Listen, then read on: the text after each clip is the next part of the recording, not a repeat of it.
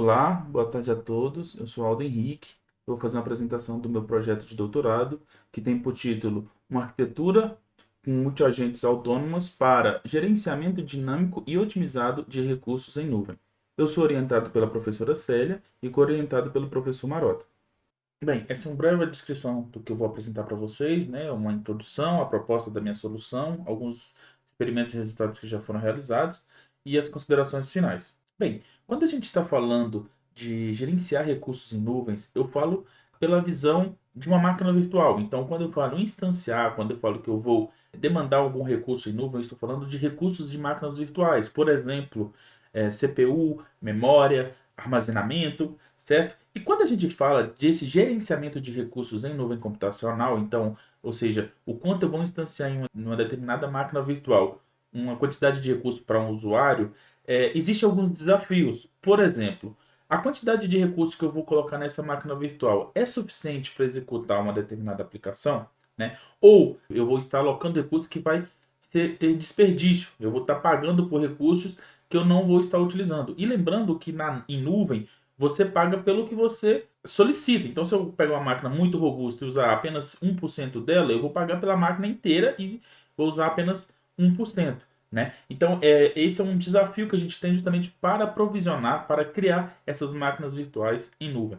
E como que a gente pode ter o melhor gerenciamento desses recursos com essas máquinas virtuais? Justamente fazendo monitoramento, né? Monitorando, por exemplo, os recursos que foram alocados para ver se está sendo utilizado ou não. Além disso, a gente pode monitorar também o tempo, né? Se, quanto tempo que uma determinada aplicação leva para executar nessa máquina virtual ou em uma máquina virtual diferente. A predição desse recurso, ou seja, eu posso tentar predizer quanto de recurso eu vou precisar para executar essa aplicação e o provisionamento dinâmico, ou seja, eu vou instanciar e provisionar esses recursos de acordo com a necessidade do usuário.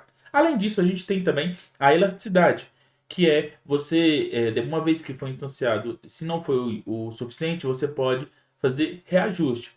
Mas vocês podem perceber que no slide que alguns estão em negrito, né, marcado, justamente que é onde o nosso trabalho está atacando nesse momento e onde a gente já fez algumas implementações e já está fazendo algumas análises de resultado.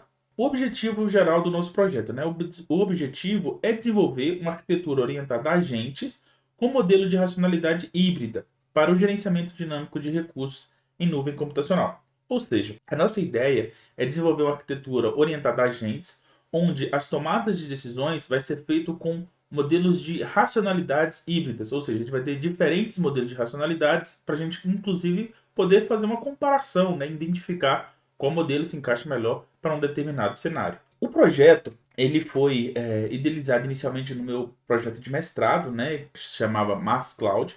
Esse projeto de mestrado ele era diferente no sentido que a gente tinha uma aplicação que é o Maze, né, que é uma aplicação para simulação de uso e cobertura da Terra, e era uma aplicação que não foi desenvolvida pensando para utilizar os recursos da nuvem. Então era uma aplicação que tinha um outro foco.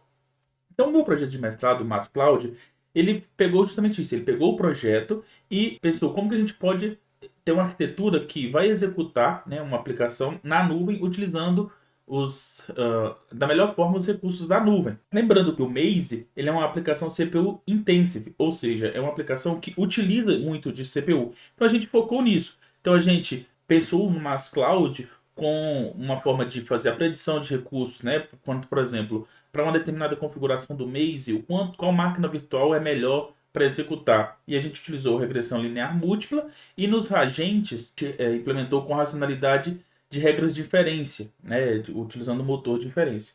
Esse projeto, a gente conseguiu uma publicação nessa revista e conseguimos então publicar os nossos resultados. A gente chega então no Mass Cloud Plus, que é o nosso projeto atual, né, que é o projeto do meu doutorado. E agora a gente pensa, né, justamente em uma arquitetura orientada a gente para o gerenciamento de recursos em nuvem, agora pela ótica do usuário, certo? Então, o nosso foco a gente vai focar no que o usuário deseja, no que ele quer executar. E, além disso, a gente vai buscar garantir o SLA, né, que é o contrato de serviço que você presta, que você assina, né, que você acorda com o provedor, e a qualidade de serviço, que é o QoS. Então, a gente vai tentar garantir a qualidade do serviço oferecido e cumprir o SLA acordado com o usuário quando a máquina for solicitada.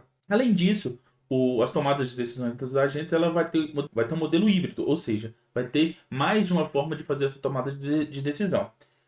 No momento, estamos com 3 modelos de racionalidade dos agentes, certo? Um modelo de otimização combinatória, com programação linear, um modelo com heurística, né, utilizando as regras de diferença que a gente já trouxe do meu projeto de mestrado, e o modelo com meta-heurística, utilizando o GRASP. Bem, a arquitetura do nosso projeto, na visão geral dela, então o usuário ele vai fazer uma solicitação de uma máquina virtual. Essa solicitação ela vai ter 2 pontos principais, que é as regras de SLA, ou seja, o usuário vai acordar, né? Olha, para essa aplicação eu quero que ele seja executado nesse determinado tempo, até esse determinado tempo, com custo até determinado valor e que tenha, por exemplo, só 10% de desperdício de recurso, né? Eu quero utilizar 90% do que for alocado. Depois, né, uma vez que foi acordado isso, o gerente de máquina virtual, que é um agente, ele vai utilizar do seu modelo de racionalidade, considerando uma base de conhecimento, e fazer o provisionamento dessa máquina virtual. Esse provisionamento ele pode ser feito num provedor independente, né, de provedor se ele é público ou não. Então, a nossa arquitetura ela é justamente para ser independente do provedor, e aí sim, através de uma API de comunicação, a gente vai instanciar e conseguir se comunicar com essa máquina virtual uma vez que ela foi instanciada. Certo? A gente tem 2 modelos já implementados de agentes, né? Os dois têm um sistema reativo que utiliza do modelo de racionalidade, considerando a base de conhecimento, para fazer suas ações. Por exemplo, o gerente de máquina virtual ele pode criar ou deletar uma máquina virtual, e o agente de monitoramento ele pode despertar, por exemplo, um alerta se houver um descumprimento de SLA ou, por exemplo, uma violação da qualidade de serviço. Um dos nossos modelos de racionalidade é justamente a regra de inferência, certo? Nesse modelo de regra de inferência, a gente implementou ela dividida em 2 partes. A primeira parte, a gente cria uma lista de máquinas candidatas, né, para atender esse cliente, onde a gente vai tentar encontrar a máquina que tenha o menor tempo, o menor custo, né, que atenda a qualidade de serviço acordado com o usuário, certo? E que dê qualidade de serviço em relação ao uso dos recursos, tempo e custo. E depois disso a gente cria uma lista de máquinas virtuais candidatas. Por fim, a gente, dentro dessa lista, né, a gente vai olhar qual tem o maior balanceamento, lembrando que a gente cria aqui, entre essas máquinas, um que a gente chamou de balanceamento, né, que é um valor entre o uso dos recursos, tempo e custo, e a gente vai tentar encontrar quem tem esse melhor balanceamento e, por fim, dar uma prioridade a tempo e a custo, e aí a gente chega na máquina virtual escolhida. O nosso outro modelo de provisionamento é justamente o modelo de otimização combinatória com a programação linear, né? A gente tem essa função objetivo que o que a gente busca minimizar é esse ANM, tá? Lembrando que o ANM é a relação de uma determinada aplicação que o usuário quer executar com uma determinada configuração de máquina virtual, certo? Então, o que é o ANM, né? É a soma do desperdício de recurso, do custo e do tempo. Então, o que eu quero minimizar? Eu quero minimizar o desperdício, eu quero ter o mínimo de desperdício, o mínimo de custo e o mínimo de tempo, o menor tempo, né? E aí, assim, uma vez que essa é a nossa função objetivo, a gente quer seguir algumas regras. Primeira, para toda solicitação do usuário atendido com uma única máquina, né? Então toda vez que ele solicitar uma máquina virtual, ele vai ser atendido. Os recursos alocados têm que ser menor do que a gente tem disponível, ou seja, se eu tenho um determinado crédito, por exemplo, em um provedor de nuvem, o alocado ele tem que ser menor do que essa quantidade que eu tenho, e, por exemplo, o tempo, desperdício e custo, ele tem que ser menor ou igual ao que o tempo, né, estipulado com o usuário lá no início, quando foi assinado o SLA. E por último, a gente tem o GRASP. Né? O GRASP ele é uma meta-heurística que ele vai encontrar ótimos locais dentro do nosso universo de possibilidades. Né? Então aqui o que eu quero é encontrar, né, o que eu coloquei max da diferença do tempo, da qualidade de serviço, menos o tempo estimado. Então a gente vai tentar sempre encontrar essa maior diferença para que no final a gente encontre a máquina que minimize, né, tanto o tempo, quanto o custo, quanto o desperdício de recursos.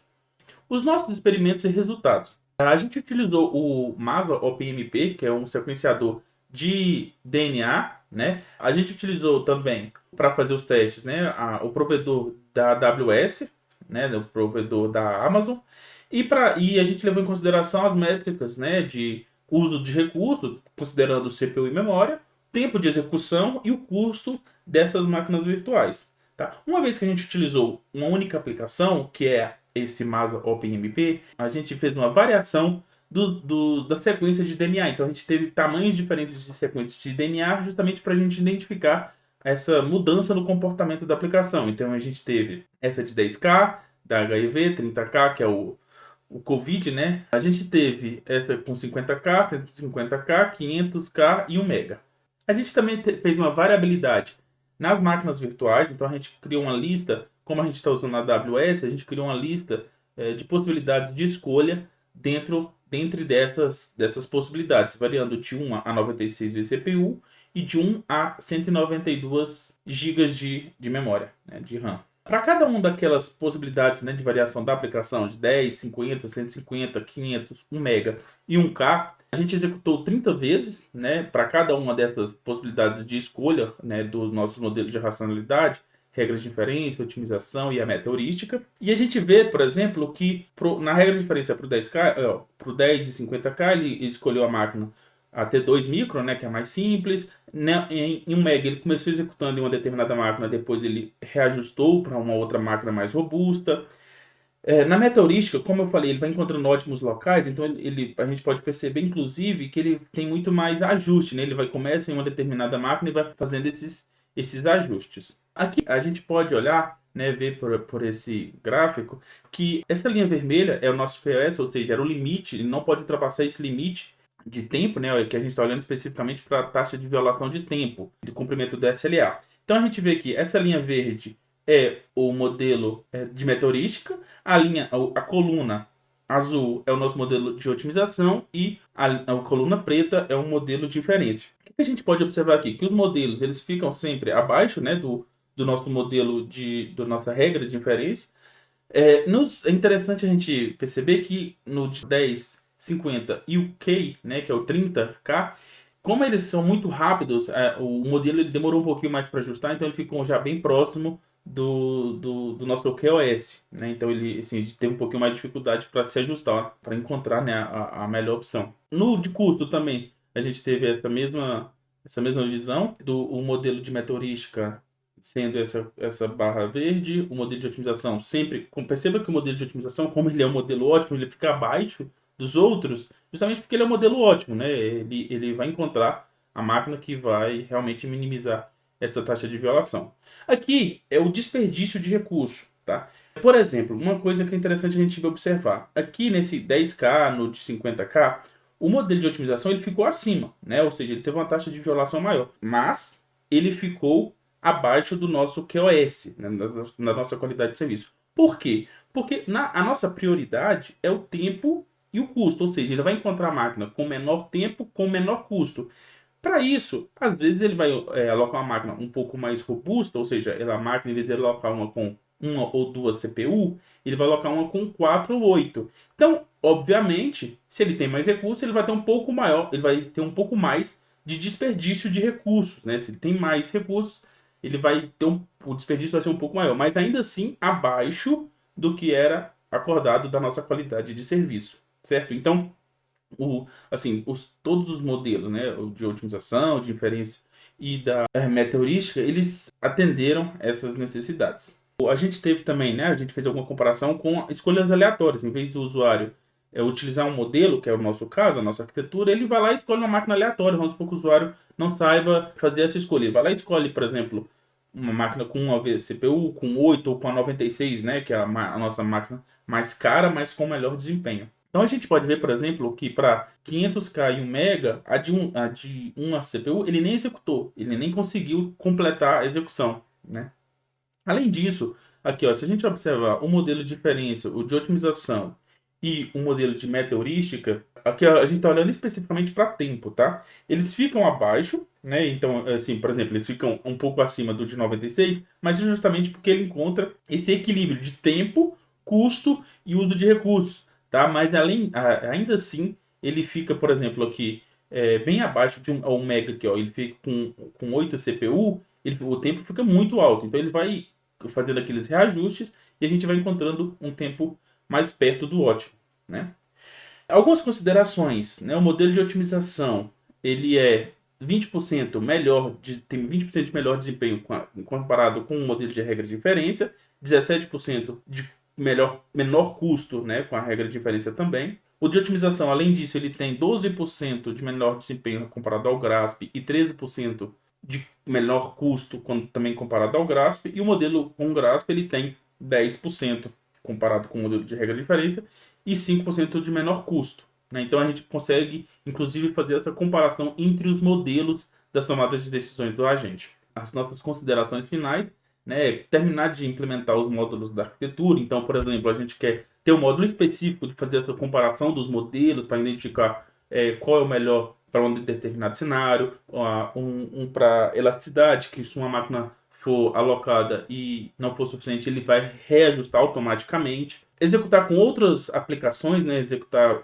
experimentos de predição com outras aplicações e fazer outras análises, a fazer ajustes no modelo, terminar a escrita de artigo científico, escrever e defender a tese. Me coloco à disposição de tirar dúvidas.